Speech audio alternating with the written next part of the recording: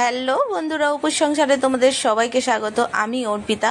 তো আজকে আমি বানাবো পটল বাটা রেসিপি।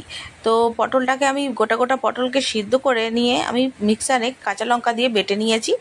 আর এখানে নারকেল কুড়ো নিয়ে নিয়েছি। তোমরা নারকেল কুড়ো দিতেও পারো, নাও দিতে পারো। এতে চিংড়ি মাছ দিতেও পারো, নাও দিতে পারো। তো আমি কড়ার মধ্যে তেল নিয়ে কালো জিরে ফোড়ন দিয়ে নিয়েছি। আর এখানে আমি পটল বাটাটা দিয়ে দিলাম পুরোটা। আর এই রান্না করতে গেলে একটু বেশি তেলের প্রয়োজন হয় বন্ধুরা।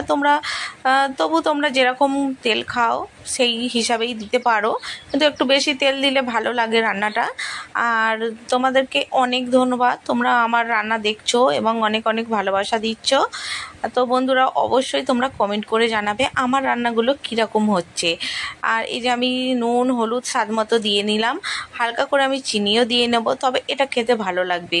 তোমরা বাড়িতে বানিয়ে খেতেই পারো, নিরামিষও বানাতে পারো, আমিষও বানাতে পারো। তোমরা এর মধ্যেই চিংড়ি মাছ ভেজে অ্যাড করতে পারো, তো আরও সুন্দর টেস্টি লাগবে খাবার রান্নাটা আর কি খেতে। তো তোমরা অবশ্যই কিন্তু বাড়িতে বানিয়ে খেও এবং আমাকে কমেন্ট করে জানিও। তো আমি নারকেল কুড়ো ছিল বাড়িতে, তা নারকেল কুড়োটা আমি দিয়ে দিলাম। নারকেল দিলে যে কোনো রান্না খুবই টেস্টফুল হয়। তোমরা নারকেল দিতেও পারো, অনেকে নারকেল খান না রান্নার মধ্যে, তো দেবেন না, কোনো ব্যাপার না। তো নারকেল বাটাটা দিলে মানে কুড়োটা দিলে খুবই ভালো লাগে। তোমরা নারকেলটা একটু বেটেও নিতে পারো। তো দেখতেই পাচ্ছ বন্ধুরা, এটা একদম টাইট একটা ডো সৃষ্টি হয়েছে।